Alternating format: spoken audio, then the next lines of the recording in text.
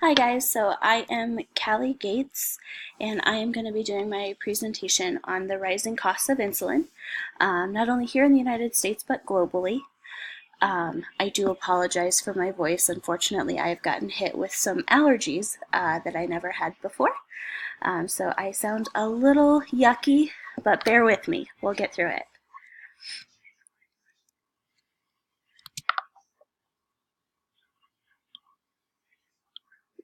Oh, okay.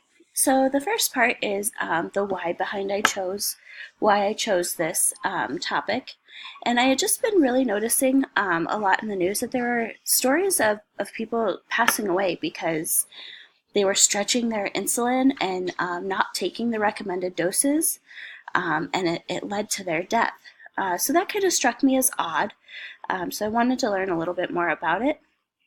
And I do have some friends that also struggle with being able to pay for their insulin supplies, even though they're fully covered with private insurance. Um, and as for my process on how I kind of narrowed my focus, I truly just used the web just to see what I could find. And I found, some pretty glaring articles on places like the Washington Post and USA Today and places like that that are pretty common for people to surf. So I thought it was probably a big issue that needed to be addressed. And what I had hoped to learn from all of this was kind of what was going on, the why behind it. Why were these prices going so high? And me being the optimist that I am, I was hoping it was because there was a lot of research being done and, new breakthroughs and new formulas that were going to be better for people with insulin, to help them live longer and more fulfilling lives. And unfortunately, it wasn't the case at all. So the very first article that I read was Why Are We Failing to Address the Issue of Access to Insulin? A National and Global Perspective, from a journal called Diabetes Cares, and that was published in 2018, so not very long ago. And the article talked about this struggle not only in the United States but globally. The main theme of the article was the responsibility that the pharmaceutical companies have to provide society with affordable care and for these people that need the medication to survive. And another big thing that the article pointed out was that children in the lower income countries such as Africa, if they are born with type 1 diabetes, their life expectancy is not past a year, which is just kind of crazy to me because we've had insulin since 1921, and for us to not be able to support those countries is just really really shocking to me. The other thing that was really striking was the price difference between the United States and Canada for a vial of insulin.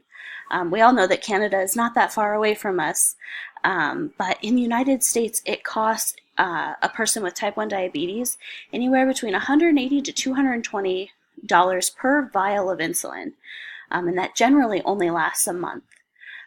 Where that same vial of insulin in Canada costs anywhere between $45 and $50, which is much more affordable to the average person. Um, and there was a ton of strengths in this article. I struggled to find weakness in it because everything was very evidence-based and very well documented. So there wasn't a ton I could go for weaknesses on the article. My second article was just kind of a little bit of a history of Frederick Banting, who was the Canadian who invented or discovered insulin. And that was published in a Singapore medical journal in 2017. And it really just detailed the history of Frederick Banting, who he was, how he did his research. One thing I did struggle with is his research did start on a dog, a medical student's dog, which breaks my heart because anybody who knows me knows I'm a huge dog lover. So I didn't love that aspect of it. But once he started with the dog, he then moved to a cow to try and isolate the isolates that are missing in a person with type 1 diabetes that doesn't allow them to make that insulin that they need to survive. And unfortunately, Frederick Banting had a very sad ending. He died very prematurely at the age of 49. When World War II broke out, he joined the Canadian military, and unfortunately, he passed away in a plane crash. So sadly, he didn't really get to see all of the fruits of his labor, dying that early. I did find this article to be just a little weak. There wasn't a ton of evidence-based facts, and everything was cited properly, but it certainly was not as strong as the first article. And it wasn't from the United States, so sometimes I get a little leery when it's not based in the United States, but still a very good article. And then my third article was, again, from that Diabetes Care Journal, and it was Insulin Access and Affordability Working Group, the Conclusions and Recommendations. So this was a little bit of a daunting article. It was very long, but very worth the read. It took a deep dive into what's going on in the United States with insulin. So one of the big things that it threw out there that was in 2018, there was more than 30 million Americans with diabetes. And it also mentioned that the cost to the United States is $327 billion a year due to complications that people have. They go into diabetic ketoacidosis, or they pass out somewhere because their blood sugar is too low. And then, they're unable to afford the medical bills associated with that, so it falls on the United States. So me personally thinking, if we just had better programs in place, that $327 billion could go to making sure these people are healthy rather than taking care of them after the fact. Another one of the big things that the article discussed was the 3 producers. There's only 3 pharmaceutical producers of insulin, and how their rates have consistently risen over time. And one of the big facts that they threw out was that between 2012 and 2013, the price has literally tripled for a vial of insulin. So, and there hasn't been any huge medical advancement with the insulin. So it's a little weary trying to figure out why these prices are just going up. So this was probably the strongest article that I found. It was very lengthy. I believe it was about 22 pages, and it really laid out, what's going on.